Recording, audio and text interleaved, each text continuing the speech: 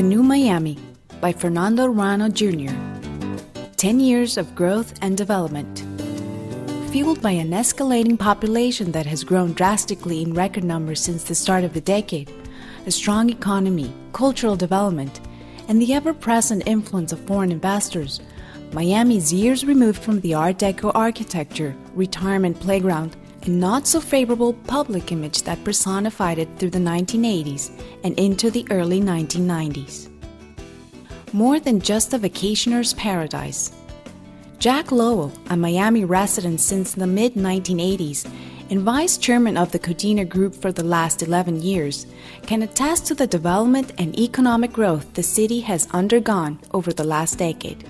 We're in a period where the quality of life has improved drastically from 15 years ago, Lowell says. And a lot of it is directly associated with just how much Miami has matured in regards to development during that period of time.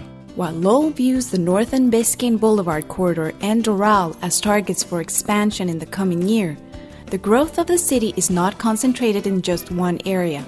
Josh Stein points directly at Brickell Avenue as an epicenter of development activity. There will always be a romanticism of sorts with South Beach and the tourism industry, but it is not just about fun in the sun anymore, says Stein, a Miami Beach realtor. 5 years ago, the only option was going over the bridge to Miami Beach. That is not necessarily true today.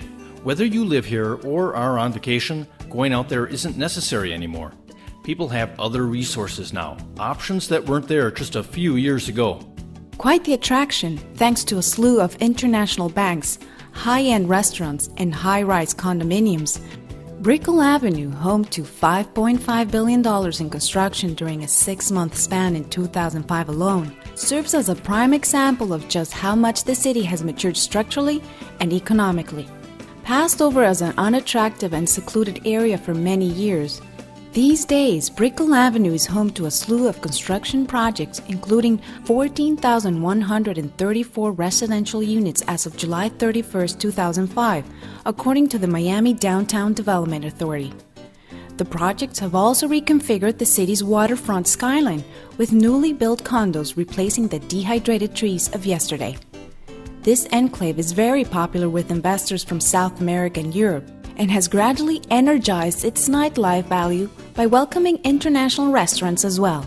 I know of many people from Brazil, Venezuela, and Colombia that have dropped $500,000 to live in Brickell without blinking an eye, says Stein. And I'm talking about people who spend only a month or two here every year.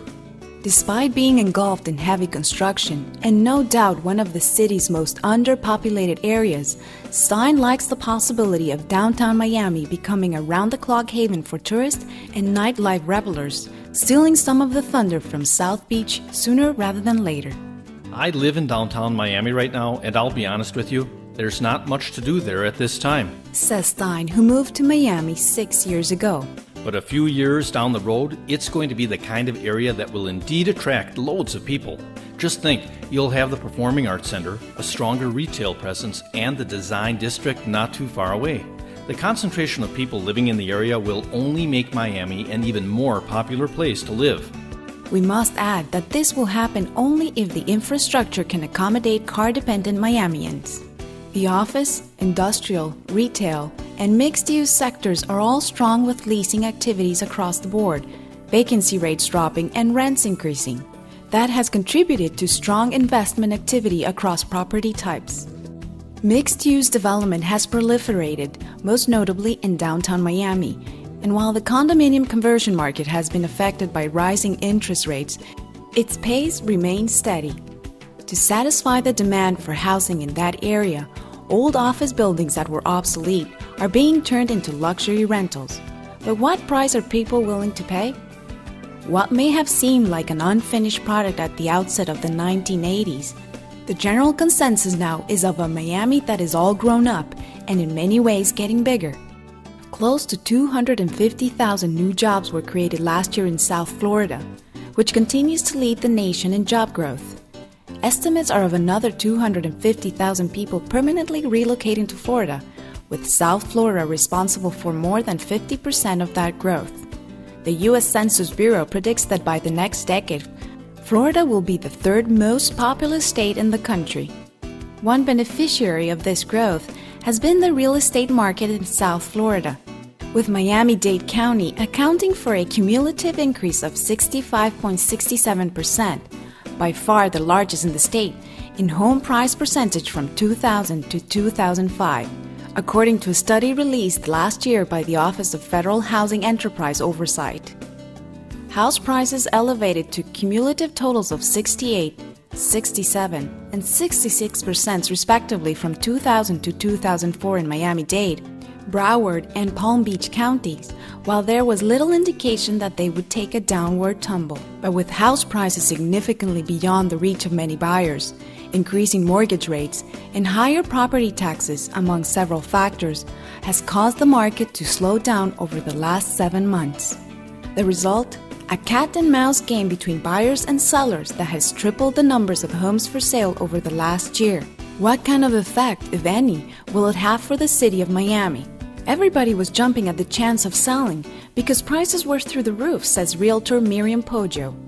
If you knew of somebody who got $500,000 for their place, chances are you would do the same, and that's what happened. But it all goes in cycles. For the most part, the prices in Miami have remained high, with sellers refusing to give in while buyers continue to hold out in hopes of landing a sweeter deal. On average, a median-priced condo in Miami-Dade was $257,600 in June, as compared to $212,300 in May, according to data recently released by the Florida Association of Realtors, numbers that won't exactly make buyers jump out of their seats. The same unit that lasted 4 or 5 days on the market a year ago can now be out there for 8 months, Stein says. But I'm sure that the major players in the city were aware that eventually there would be a downtrend. Once sellers come back to earth and lower their demands, I'm sure the market will be on the upswing once again. Still, Stein and Poggio would put Miami up against any of the major cities in the country and come up with one conclusion. It is still undervalued, if you ask me. Stein says. Where else can you get a condo for $1,000 a month and be about 5 minutes away from the sea, sand, and beautiful people?